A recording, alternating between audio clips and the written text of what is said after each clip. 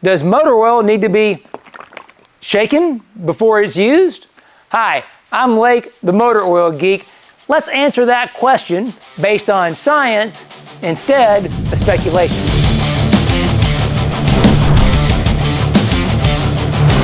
In the previous video, we found some really old oils here in my dad's NASCAR shop. These had been sitting for 20 years and they had separated. I mean, there was some really nasty stuff at the bottom of those bottles. But one of the questions that came up repeatedly in the comments was, well, can't you just shake it back up?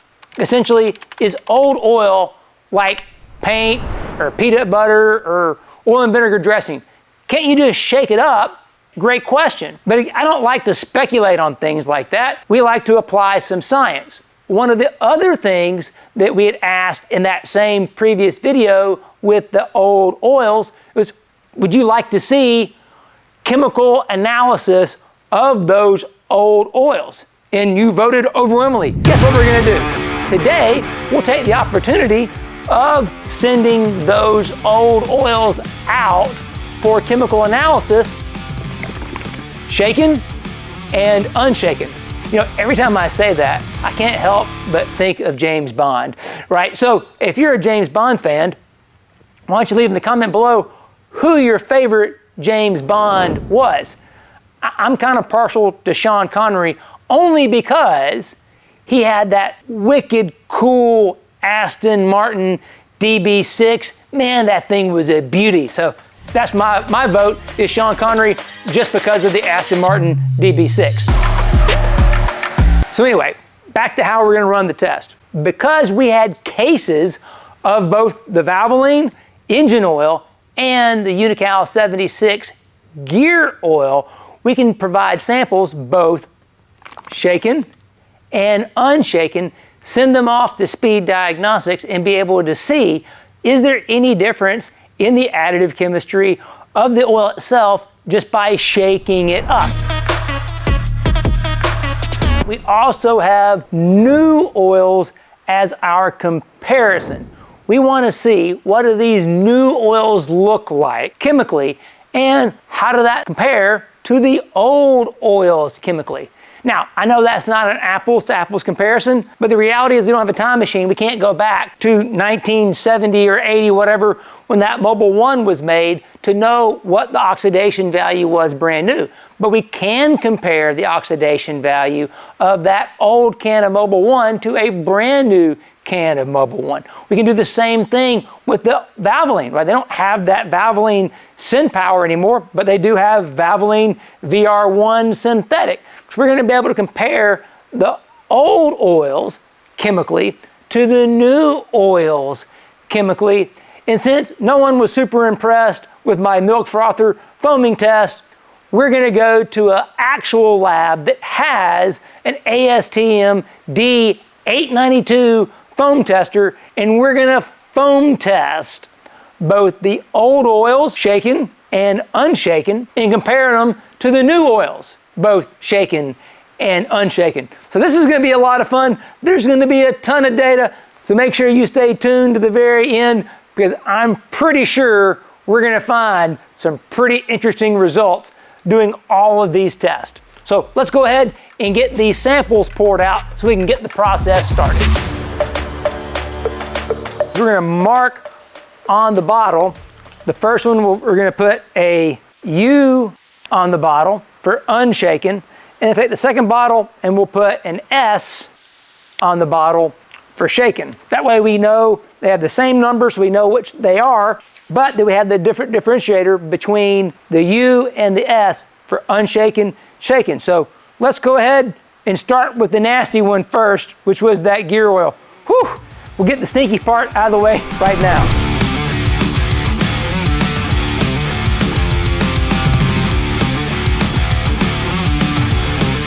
Okay, that was the easy part. Now here comes the hard part. Each sample will be shaken for 2 minutes using this timer, and then we'll take the results. This is not going to be a lot of fun. And that was just 10 seconds.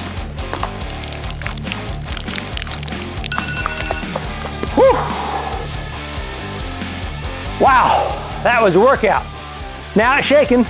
Let's take a sample. Still smells just as bad. It's definitely a different color after shaking it up. A lot grosser looking, for certain. Much darker. Okay, that's the gear oil.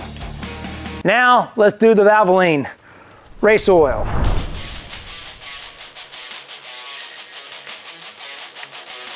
All right, that one's marked unshaken. Now let's put the lid back on it. Shake it up.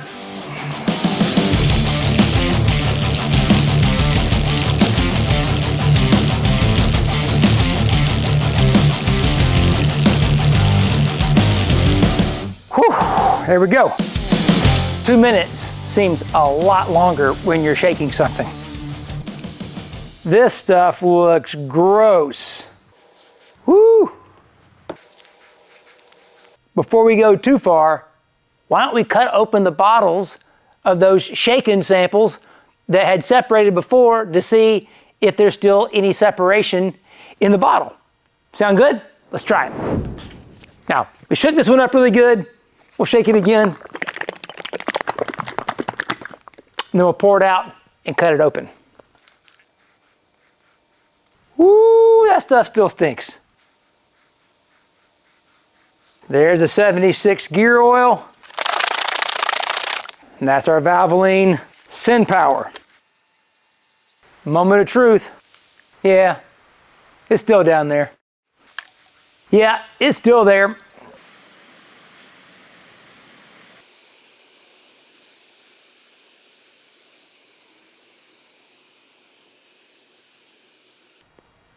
Shaking them really didn't make a whole lot of difference. They're both still really pretty gross, but let's see what the lab analysis shows us.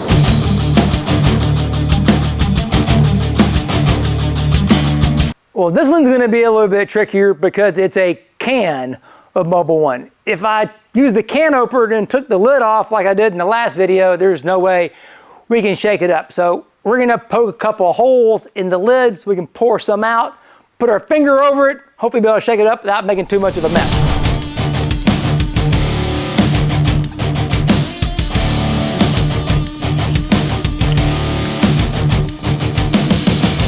Now comes the tricky part, shaking it up. Here we go. All right, didn't make too big of a mess. That's pretty good. Take our sample now. Ugh, looking kind of gross when we shake them up. I'm not sure that's helping, but we'll see. We will rely on what the lab says, not what my eye says. So a really great comment came up in the video about the old oils, which was, those are old API specifications. So this old Mobil 1 can right here is API SF. We're at API SP today, and each letter designation increase is an improvement in protection, in performance. In fact, the modern oils that have the Dexo spec and the API SP are actually formulated to protect against low-speed pre-ignition in turbocharged direct injection engines. Those old oils were not. In fact, I suspect we're going to see high levels of calcium when we get the oil analysis results back on them. That high level of calcium causes low-speed pre-ignition in turbocharged direct injection engines. So there's another reason not to use old oil, even if it's good in new engines. Okay, that's all 3 of the old oil samples, shaken, unshaken. Now let's move to the new oil samples, which we're going to use as our control in this test. First one up is Valvoline VR1 10W30 synthetic. It's the closest thing because the old Valvoline Sin Power was a racing formula synthetic 10W30. This Valvoline VR1 is synthetic 10W30. And I'm really curious to see those results of this one when it comes back from the lab, because as it says on the label, that it uses 2 different types of molybdenum additives. And as a oil formulator, I happen to have an idea of which 2 types of molybdenum they are, because I know they actually work really good together. So interesting stuff. I can't wait to see what the new results say. Unshaken first. Let my arms recover a little bit from the previous samples. Ooh, it's blue. Wow, okay. Didn't know that. By the way, blue is a dye. Red is a dye, green is a dye. All those colors of oil are a dye. There's not a magic additive that makes transmission fluid red. It's dye that makes transmission fluid red, and it's there so that you could tell the leak. Is it from the transmission or is it from the engine? So yeah, blue is just a dye. Okay, that bought me a little bit of time to rest my arms. Let's shake it up and see what happens.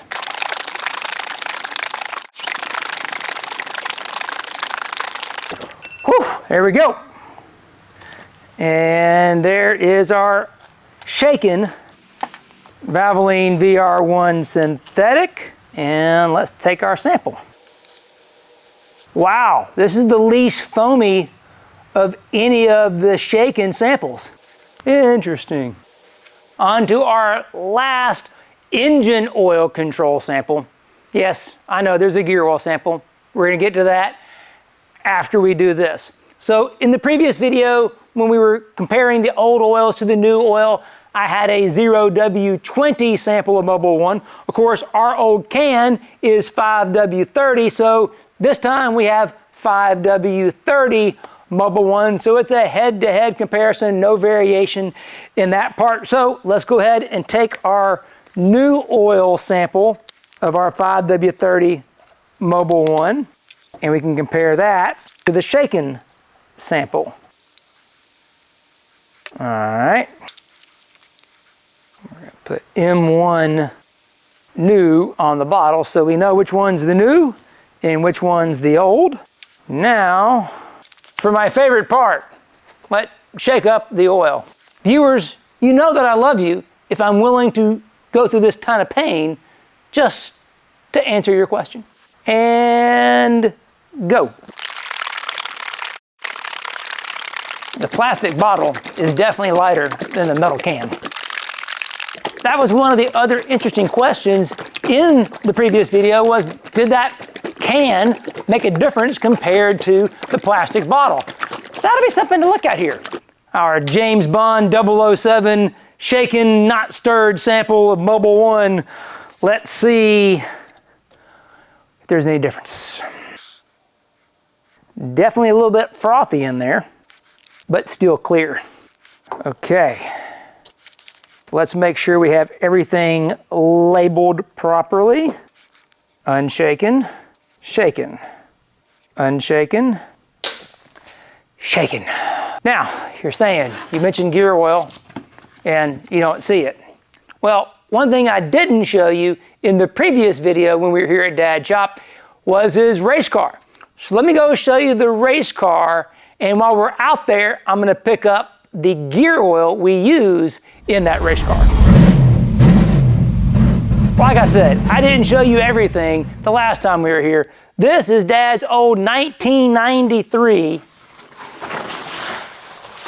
Ford NASCAR Thunderbird. So this baby used to race in NASCAR back in the 90s. Then Dad vintage raced it for a while, and then just last year we actually resurrected it. So we took this old engine, refreshed it, it's making 100 horsepower more than it was before, and let Dad go back to the racetrack. So you're like, what does this have to do with gear oil? You see, I wasn't gonna let Dad just go back to the racetrack with just 100 horsepower more and run that regular old gear oil. I knew that stuff was bad. So I wanted to give him the latest, greatest, most cutting edge product that I could, and being that I still formulate oils, I reached out to some friends of mine that actually helped me supply the Total Seal race team with gear oil. So we're gonna test the special gear oil that wins NHRA races and championships that also ran in Dad's car. That's gonna be our control oil for this test. The only problem with that is that It's in a 5-gallon bucket. So guess what is not getting shaken up? Yeah, we're just gonna pump it into the sample bottle the way it is, because I love you, but I'm not shaking it for you, sorry. Okay, last sample, then we'll have everything we need to send off to Speed Diagnostics to get the chemical results of all of these oils, both shaken and unshaken, except for this one, which you already know about.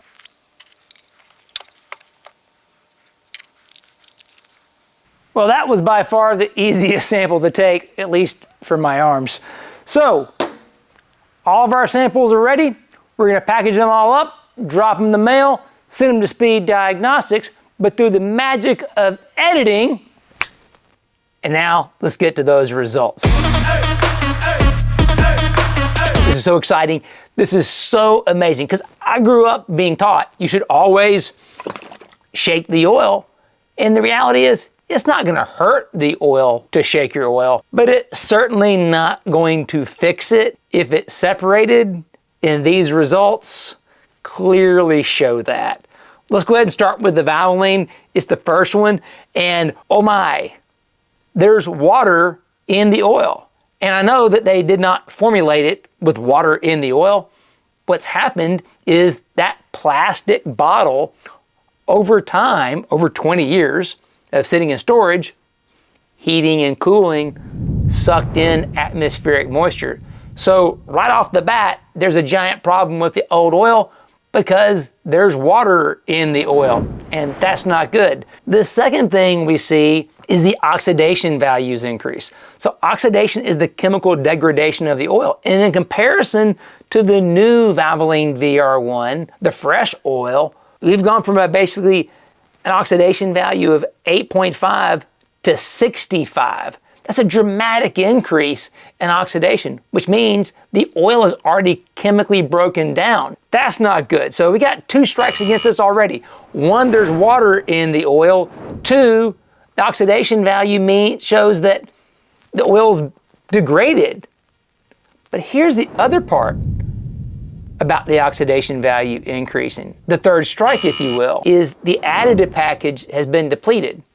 And you're like, well, how can you say that? So one of the comments in the previous video was people had sent off old oil to other labs and they checked it out and said, oh yeah, the additive package is still there. Well, where was it gonna go, right? Think about it. About 10% of the oil is the additive package. Well, there wasn't 10% sludge in the bottom of the bottle. It's not gonna go anywhere. The atoms that make up those molecules, the zinc, the phosphorus, the sulfur, the carbon, the hydrogen, they're not gonna go anywhere. They're still there, but the structure of the molecules there within, that's changed. And that's obvious from that change in oxidation value. That's the key thing that you can know that the oil is chemically degraded. Now check it out, the TBN number, which a lot of people will rely on TBN, that's your total base number, it's still 8.7 with a acid number of 2.8. By that alone, that oil is still good. But when you look at the water, you look at the oxidation value, it's not. Now here's the other little thing about that oxidation value that also tells me the additive package has been depleted in terms of the antiwear package. Because that ZDP, that zinc and phosphorus, is also not just an antiwear additive, it is an antioxidant, which means that high level of oxidation has consumed the ZDP as an antiwear additive. So guess what? This oil would not do a good job. I'm glad we didn't put it back in the race car and run it again, because it would be a problem. Even in comparison to the new Valvoline VR1, which, by the way, that's a pretty sexy looking little oil right there. That's pretty good stuff, man, check it out. It has a lower level of calcium because the calcium competes against the zinc. That way the level of zinc, which is actually higher than the old SynPower, is more effective. Plus, remember on the label, it said that it had 2 different types of molybdenum compounds. Well, those 2 different types of moly will work synergistically with the ZDP to create even better protection. So this stuff looks pretty good. I'm kind of excited about it. I think we might actually give that a try in Dad's car when he goes back to the racetrack the next time, because it looks pretty dadgum good. So 3 strikes, you're out on the old Valvoline. Again, nothing against Valvoline. It's everything to do with the fact that that oil is 20 years old and you shouldn't use it anymore. I know, dead dinosaurs, millions of years, oil didn't go bad. That was crude oil, not engine oil. And this shows you engine oil has gone bad 20 years. Now, let's look at that Mobil 1, because that one is also super neat, because that stuff probably was literally 40, maybe even 50 years old. I don't know, it's super old. And guess what? Look at the oxidation value, same story. It's dead. It's over 100, so it's increased even more than the Valvoline Sin Power. Why? Because it's 20 years older than the Sin Power. So with age, it continues to degrade. But here's the neat thing. Look at the TBN. It's dropped. So after being in storage this long, you're now only beginning to see that TBN coming down, which is further proof you can't trust the TBN, because even at this case, the TBN's about the same as the new off-the-shelf Mobil 1. So if you were relying on TBN alone, you'd say that oil is okay to use, but it's not, because it's already been oxidized. And we just discussed, we know the additive package has been depleted and consumed some, so it's not an oil you should use in your car. If you want to use it to lubricate hinges and stuff, go right ahead. It's fine for that. Just don't put it in your car. That's not okay. Now, let's look at the gear oil. It was the one that was the worst. It had the most separation, and like we saw with the 2 engine oils, shaking it didn't do a daggum thing to help it. In this case, shaking the 76 did make a difference. You see a difference in the amount of phosphorus basically coming up in the sample. Also the acid number coming up in the sample. So not necessarily a good thing, but it's showing that shaking it did something. But the problem is we shook it for 2 minutes, and when we checked it, there was still separation. So you would have to shake it a lot to get it to fully mix. And even if it was fully mixed, I'm not sure I would trust that stuff because of the foaming characteristics. So what we want to do is we're going to go to HPL, the guys that made that super cool gear oil that we used in Dad's car and we use in Matt Harford's Total Seal Pro Stock Camaro to win races. We're going to go have them test these oils with their ASTM D892 foam tester so we can see. We know that the additive package was bad, but what about the foaming? Is the foaming characteristics, are they still good with those old oils? Let's go to HPL and find out. And just like that, here we are in the lab at HPL, standing right in front of the ASTM D892 foam test. You wanted it, you're gonna get it. So I'm here with David Stoiber. You're kind of the guru brains guy here, the lab and everything. So One of them, yeah, there's lots of people here that are pretty smart, which is why we like working with these guys. So explain how we're gonna do this foam testing. How does this machine work? you put the oil in the graduated cylinder, get it up to temperature. Right. For sequence 2, which is the most common foam test we'll do for this, you bring it to 93 degrees Celsius. All right. Put air through it at 94 milliliters a second. And that's this little thing, right? Well, yeah, we'll put a diffuser stone on the bottom of it. One of these little stones here. All right, there you go. And the air goes through that. You do that for 5 minutes. Bubbles the air. Bubbles the air through the oil. And the machine will also detect how much air is coming out of the oil. So Okay. it's a totalizer, they call it. So it measures the amount of air coming back through the machine. All right. Or what's left in the oil, hopefully not. After the 5 minutes of air, the air gets turned off, and then you time how long it takes for the foam to collapse. Right. So as neat as it runs, you're going to be able to see that foam rise up the column. So Well, hopefully not, right? Well, we'll see, right? If it's doing good, there won't be a lot. If it's doing bad, it's going to look like a beer gone crazy or someone put a Mento in a Coca-Cola, right? Yep. So those are what you don't want to see. So this is going to be interesting because we have these old oils Yep. that we found in my dad's shop, and we have the comparison new oils, and we're going to run every single one of them. And they've all been shaken, all the way, so we're not even worried about them not being shaken. These are all shaken up. We're gonna run the D892, and you're gonna see the results right now.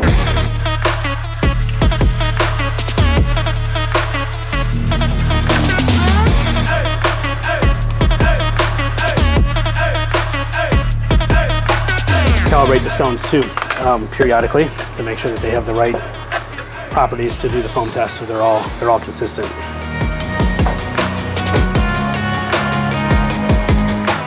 This is something you guys have to do all the time because every batch of oil you make, you have to test. We do. We test every single batch.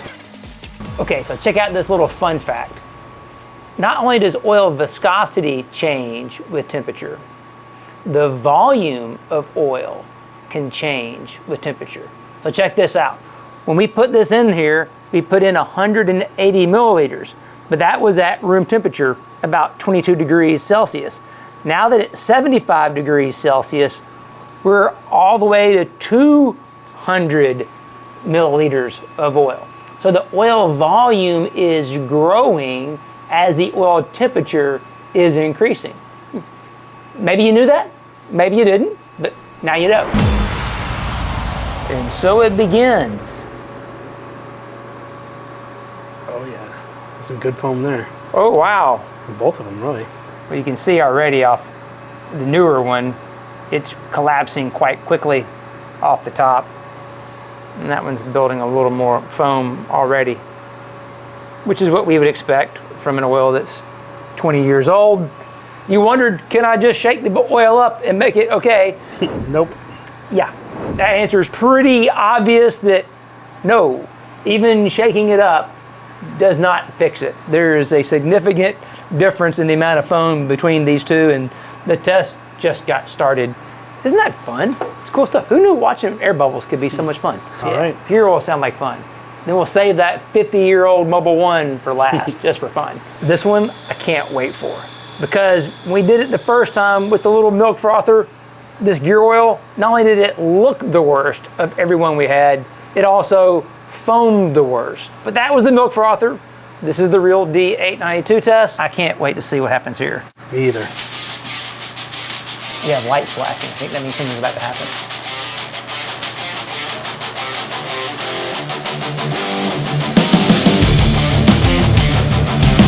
Off she goes. She's off to the races. The foam is rising and rising.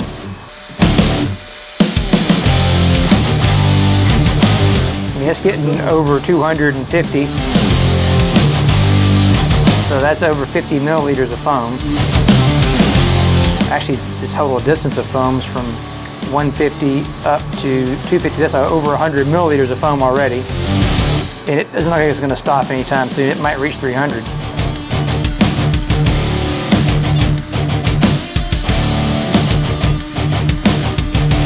It's an impressive amount of foam. That is a lot of foam. That's almost 200 milliliters total of foam. That's insane. Now this one just got started. All right, so this is our HPL gear oil. The stuff we're running. Dude, what the heck? There's no foam there. There's literally nothing. Look at this. That's craziness. I'm impressed, bud. That is good work right there.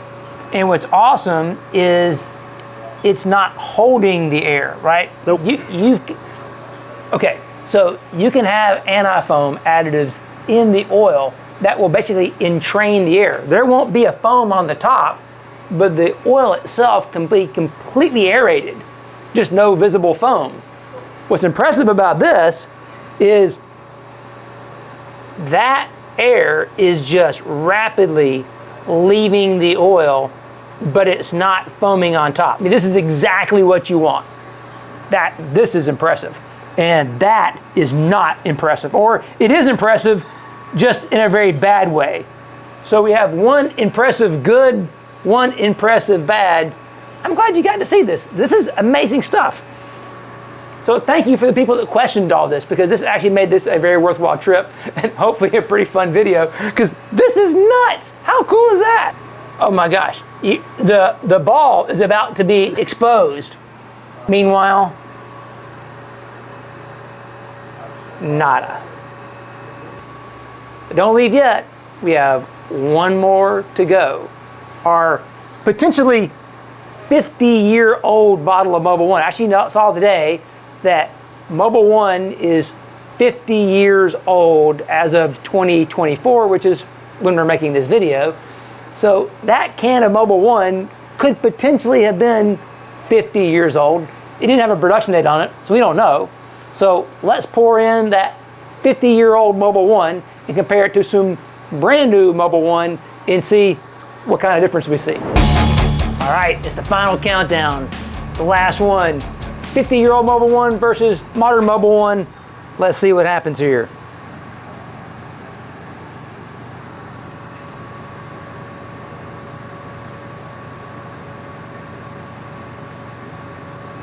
There it goes. Had to build up some area in the oil first. Yep. That's 60.